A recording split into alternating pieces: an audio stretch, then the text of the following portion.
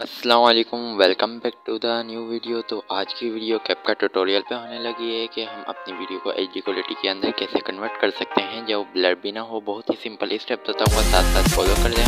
तो वीडियो पसंद आए तो लाइक एंड सब्सक्राइब कर दीजिएगा।